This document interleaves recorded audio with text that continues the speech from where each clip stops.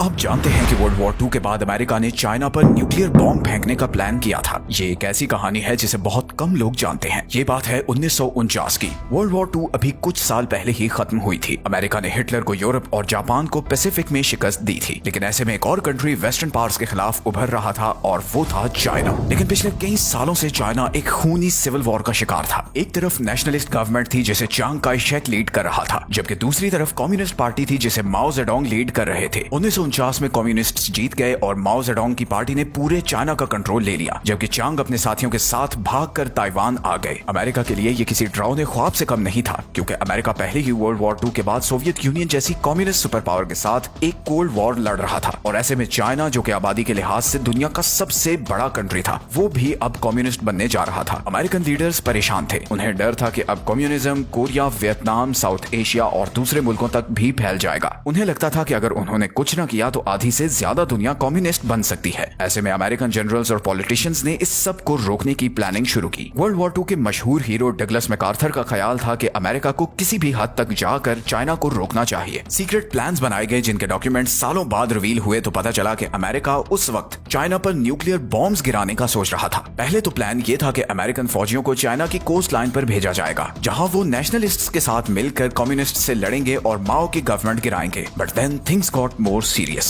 और कुछ American officials ने न्यूक्लियर बॉम्ब्स यूज करने पर गौर करना शुरू कर दिया। और उस वक्त ये कोई बहुत आउट ऑफ द वर्ल्ड चीज भी नहीं थी, बिकॉज 4 साल पहले ही अमेरिका ने हिरोशिमा और नागासाकी पर एटम बॉम्ब्स गिराए थे। तो इन लोगों का ख्याल था कि चाइना में न्यूक्लियर बॉम्ब्स गिराकर कम्युनिज्म को फैलने से रोक देंगे। लेकिन फिर किस चीज ने इस प्लान को पूरा होने से रोका? There were 2 big reasons. सबसे पहली वजह तो यही थी कि अमेरिका कुछ साल पहले ही एक बड़ी जंग लड़ चुका था, जिसमें उसके हजारों लोग मारे गए थे। अब अमेरिकी लोग अमन चाहते थे और वो किसी ऐसी वॉर का हिस्सा नहीं बनना चाहते थे जो वर्ल्ड वॉर की तरह कई सालों तक चलती रहे। और दूसरी वजह यह थी कि चाइना पर अटैक करना इतना आसान नहीं था। सबसे पहले तो चाइना एक बहुत बड़ा कंट्री था जिसकी बहुत बड़ी पॉपुलेशन थी, और दूसरा, अगर ये जंग छिड़ती तो बहुत चांसेस थे कि सोवियत यूनियन भी इसमें कूद पड़ता और फिर वर्ल्ड वॉर 3 शुरू हो जाती। इन्हीं रिस्क्स की वजह से अमेरिका ने इस प्लान पर अमल नहीं किया। अटैक कैंसिल कर दिया गया और बॉम्बर्स वापस चले गए। लेकिन ये कितनी खौफनाक बात है कि उस वक्त ऐसा कोई प्लान एग्जिस्ट भी करता था। मतलब उस वक्त दुनिया एक और वर्ल्ड वॉर के इतना करीब थी, और अगर इस प्लान पर अमल हो जाता तो आज हमारी दुनिया का नक्शा बिल्कुल डिफरेंट होता।